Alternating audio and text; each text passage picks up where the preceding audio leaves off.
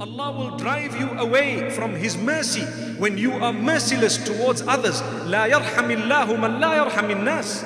Allah does not have mercy upon those who don't have mercy upon fellow human beings.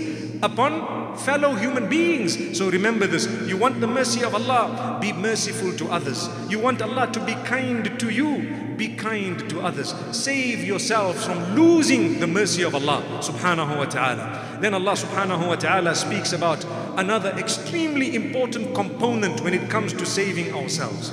Many of us, we make dua.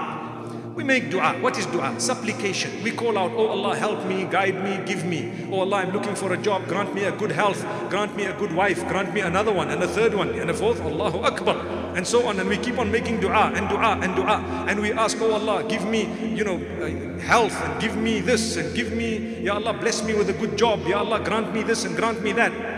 Many of us forget to make dua for others. We make dua for ourselves. We are selfish. Only yourself. You want everything, isn't it?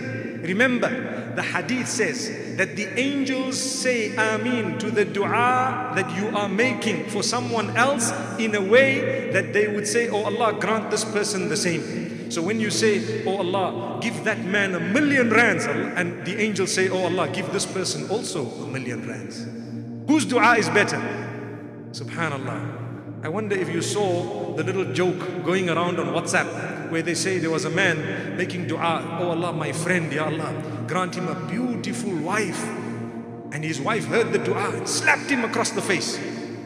So he says, why did you do that? So she says, don't think I'm a fool. I know the angels are saying, وَلَكَ مِثْلُهُ. The angels are saying, give him as well. So you're asking for another wife, are you? May Allah forgive us. No. Don't misinterpret the du'as, my beloved sisters, my beloved brothers as well. Don't misinterpret other people's du'as.